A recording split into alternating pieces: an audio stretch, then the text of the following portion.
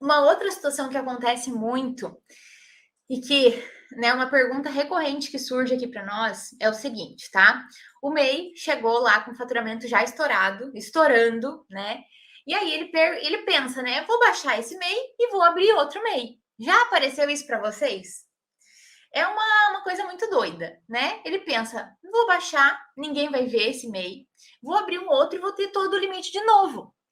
Só que, gente, não é assim que funciona, tá? Imagina, a Receita Federal ela não é idiota, né? De dizer, tá, pode fechar e abrir outro e você vai ter o limite de novo. Não faz sentido, né? Vamos supor, se você tinha um MEI de janeiro até agosto, você tinha 8 meses para faturar. Tem um limite proporcional de 8 meses. Aí você vai lá e fecha e vai abrir um outro. Se você já tinha passado do limite, você está sujeito a ser fiscalizado igual. Você está sujeito a ter essa fiscalização igual. Então, não adianta a pessoa querer baixar o MEI e abrir outro, né? Eu vou baixar e vou abrir no nome de outra pessoa. Gente, abrir no nome de outra pessoa é perigoso, tá? Porque se tiver fiscalização, vocês vão os dois se, né, complicar. Eu já tive um caso de duas mulheres que elas eram sócias, mas cada uma tinha o seu MEI.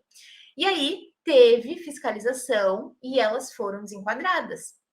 Receberam lá uma intimação pedindo para regularizar, porque foi comprovado, foi analisado que era sociedade, né? Era o mesmo endereço, era a mesma atividade, então, assim, mesmo nome fantasia.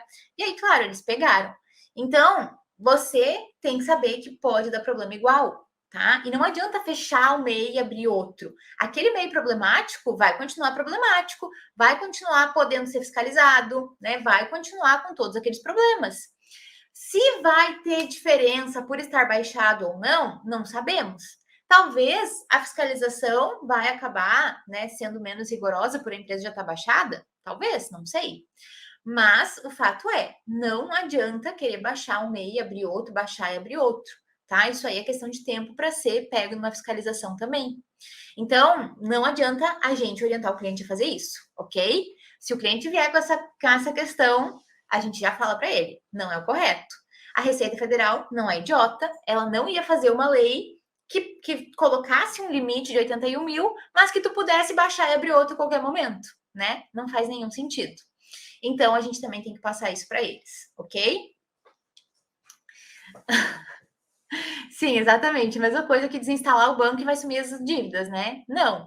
Mesma coisa o cliente que está lá com um monte de dívida no MEI e acha que só baixar o MEI vai resolver. Nossa, pronto, baixei o MEI e não tem mais dívida. Gente, essas dívidas vão para o CPF, tá? Ela vai para a dívida ativa e ela vai ser vinculada ao CPF do sócio, que era MEI. Então, pode ser que ele não vai ter que pagar como MEI, mas ele vai ter que pagar como pessoa física, tá? Pode acontecer das dívidas mais antigas, tá, gente? Já havia acontecer.